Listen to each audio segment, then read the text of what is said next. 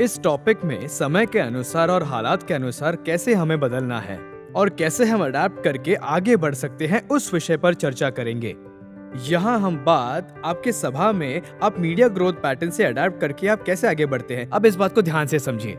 अभी देखिए, आपके पास ये मोबाइल है, ये मोबाइल देखिए, आज सबके पास मोबाइल है। देखिए ये मोबाइल क्या क्या करता है। अब ये कई डिवाइसेस का कन्वर्जेंस है। कन्वर्जेंस का मतलब है समेकित करना। इस मोबाइल के अंदर बहुत कुछ है। आप इसमें न्यूज देख सकते हैं, फोन पर बात कर सकते हैं, मैसेजेस भेज सकते हैं, ईमेल कर सकते हैं, सब कुछ इसके अंदर है। अब ये टेक्नोलॉजी, ये कन्वर्जेंस को समझना है।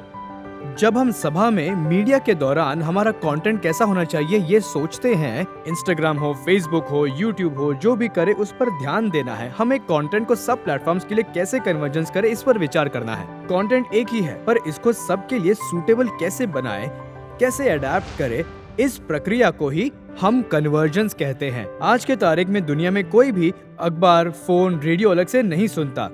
अब रेडियो भी है, अखबार भी है, टीवी भी आ गया है। ये कन्वर्जेंस एस्पेक्ट को अगर हम समझ गए तो हमारा कंटेंट क्रिएशन आसान हो जाएगा।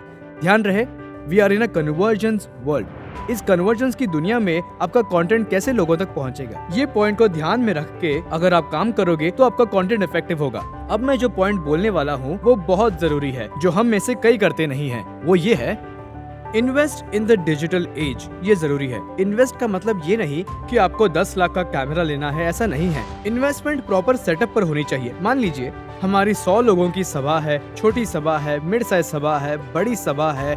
जो भी सभा सेटअप पर इन्वेस्ट करती है उनका कंटेंट इंप्रूव होता है। अभी बहुत सॉफ्टवेयर्स भी आ गए हैं, स्पेल चेक आ गए हैं, लगातार आविष्कार हो ही रहे हैं। इसलिए आप सही चीजों में इन्वेस्ट करने का माइंडसेट बना ले।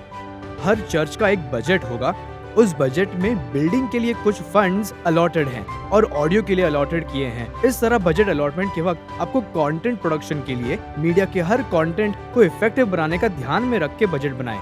छोटा बजट भी हो सकता है, 500 भी हो सकता है। जब आप बजट अलॉट करेंगे तो ही आप इन्वेस्ट कर सकते हैं, और इन छोटे छोटे चीजों पर इन्वेस्ट करेंगे तो ही आप नेक्स्ट लेवल जा पाएंगे। इसलिए भूलना नहीं, try to invest in digital technology, try to invest in media. Amount छोटी भी हो, इन्वेस्ट करना है। हर महीने ऐसा माइंडसेट बना लोगे तो आपकी सभा आगे बढ़ेगी। और अगले पॉइंट में मुझे जो बहुत इंटरेस्टिंग लगता है, your message has to be a content. यानी आपके संडे का उपदेश जब आप YouTube में, Facebook में या टीवी में डालेंगे तब आपका उपदेश सिर्फ उपदेश न रहकर बेहतरीन कंटेंट बनना चाहिए। इफेक्टिव कंटेंट का मतलब है जो कंटेंट जनता को आसानी से समझ में आए वही बेहतरीन कंटेंट है। उदाहरण के तौर पर आप पैराबल्स को ही ले लीजिए। क्यों क्राइस्ट पैराबल्स में ही बात करते थे? क्योंकि पैराबल्स के जरिए कही गई सारी बातें जनता को आसानी से समझ में आ जाती थी।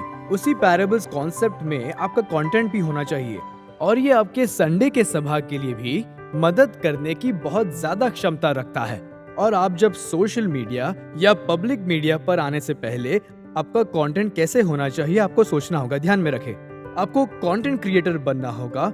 एक अच्छा मैसेज प्रीचर बनकर, कंटेंट क्रिएटर बनकर, कंटेंट थिंकर बनकर अगर मैसेज को ऐसे ही डालोगे तो रीच नहीं होगा। आज के ट्रेंड के हिसाब से उस कंटेंट को रीपैकेज करना है। लोगों को इसे सुनकर क्या करना चाहिए, what is the call to action, इस पैकेज कंटेंट को देखने वाले के जहन में हमें क्या लाना है, उनके इमोशनल अपील को टच कर रहे हैं या हार्ट को टच कर रहे हैं, या फिर उनसे हम क्या एक्शन चाहते हैं। अगर ये फिक्स करके उपदेश दे तो जरूर आपका कंटेंट दावे के साथ इफेक्टिव होना ही चाहिए। Move from message to content creators. हर एक पास्टर कंटेंट क्रिएटर है। मैं उन्हें कंटेंट क्रिएटर क्यों कह रहा हूँ? हर संडे आप पल्पिट पर खड़े होकर अपने सभा के लोगों को उपदेश दे रहे हैं। आप उपदेश खुद लिखते हैं, इसलिए आपको कंटेंट क्रिएटर बोल रहा हूँ।